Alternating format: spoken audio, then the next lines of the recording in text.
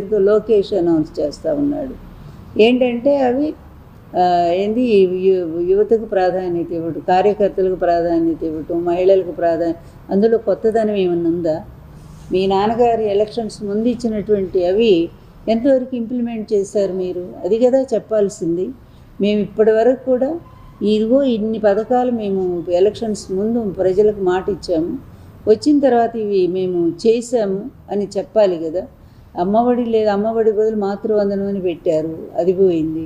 అదేవిధంగా జగన్ గారి టైంలో నాడు నేడు కింద విద్య ఎంత బాగా పాఠశాల రూపుదిద్దుకున్నాయో, విద్యా వ్యవస్థ ఎంత ముందుకు పరుగులు తీస్తుందో, ప్రైవేట్ స్కూల్స్ని అధిగమించి గవర్నమెంట్ స్కూల్స్ నడిచినాయో అవన్నీ కూడా వీళ్ళు చెప్పుకుంటున్నారు. ఎంత సిగ్గుమాలిన వాళ్ళండి ఈ తండ్రి కొడుకులు ఇద్దరూ కూడా.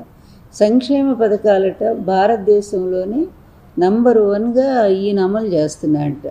అది జగన్ గారు చెప్పాల్సిన మాట. జగన్ గారు అమలు చేశారని చెప్పాల్సిన మాటనే ఈయన అది తీసుకొని అన్ని ప్రతిదీ అంతే కదా. ఆయన తీసుకొచ్చిన పరిశ్రమలు వీళ్ళు వెళ్ళటం, అక్కడ ఫోటో దిగటం, ఇది మేమే తీసుకొచ్చామని చెప్పటం. ఇంత అభాసు పాలైనటువంటి ప్రభుత్వము, ప్రజలకు ఇచ్చిన హామీలని అమలు చేయటంలో విఫలమైనటువంటి ప్రభుత్వం గతంలో ఎప్పుడూ చూడలేదని ప్రజలు ఎంత ఈసడించుకుంటున్నారంటే, ఇక అన్నిటినీ మించి ఏంటంటే వీళ్ళ పరాకాష్ట, హీన స్థితికి పరాకాష్ట చెప్పాలండి.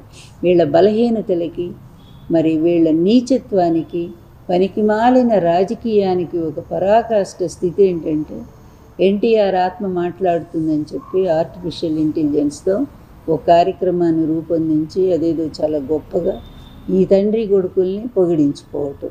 ఏమండి, ఎక్కడ ఎవరైనా నమ్ముతారా ఇది? తెలుగుదేశం వాళ్ళైనా నమ్ముతారా? ఎవరైనా నమ్ముతారా? ఎన్టీఆర్ గారు చివరి వరకు అల్లుడితో ఎంత విభేదించారో, ఎంత కొట్లాడారో, మళ్ళీ నేను అధికారానికి రాని నిన్ను అండమాన్ జైలుకు పంపిస్తానని చెప్పి అంత